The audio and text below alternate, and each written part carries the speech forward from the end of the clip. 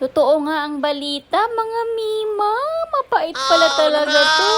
Maaga nga ako nagising dahil maaga nga ang aking schedule dito sa Ultramax. Ngayon nga ang schedule ng aking lab test. My God, mga Mima, ang daming dugong kinuha. 4 na beses. Tapos walang laman yung tiyan mo, miski tubig. Papainumin ka pa nito. My God, naku po.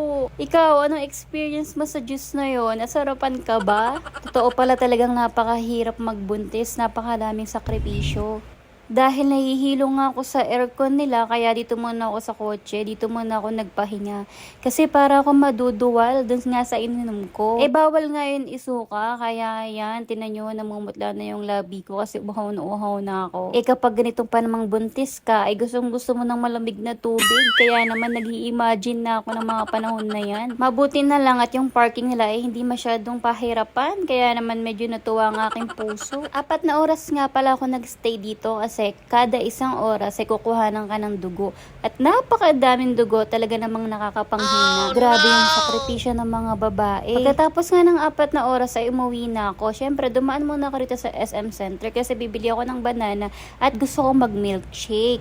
At Paskong Pasko na nga dito, ang bilis naman ng panahon. Susunod, may hawak na akong baby. Syempre, deserve ko naman ng 1-piece chicken joy. Syempre, inuwihan ko na rin yung asawa ko. Ganun ako bait.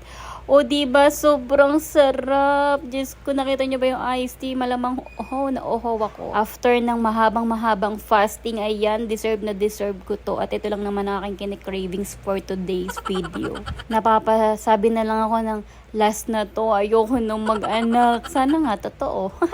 Pero sobra ako na-excite talaga. Sana lumabas na siya. Pauwi na nga ako. Buti na lang at walang masyadong traffic. Pag uwi ko nga, inayos ko na itong mga prutas sa binili ko dun sa SM. Kasi naman gusto ko talaga mag-banana milkshake at gagawa ako mamaya. Bumili rin ako ng mangga, pakwan. Kasi yan lang talaga yung tinatanggap ng tiyan ko. Ayaw ng mga orange at ubas. At syempre, ang saging. Dahil balak kong gumawa mamaya ng milkshake at saka nitong Hershey's, lalagay ko siya sa kanyang milkshake. Ay, puro pampataba sa baby yung kinakain ko. At nilantakan ko na nga rin tong binatog. Kasi naman, matagal na rin ako nag-crave dito. Buti na lang, meron na sa mga mall, no? At dumating na nga rin pala tong stroller ni baby. Syempre, papakita ko na lang yun sa next video ko. Kaya, please follow and share. Ay, hindi pa nga pala ako tapos kasi napakadami ko pang gagawin. Tignan nyo naman, ang dami ko pang lilinisin. Pero syempre, maiidlip muna ako. Hayaan nyo at ganyan yung bahay namin. Kami lang naman yung tao. At talaga naman, naman meron pa akong senyorito dito. Ayan, at makakaipon na naman ako ng mga karton. Saan kaya mabenta to?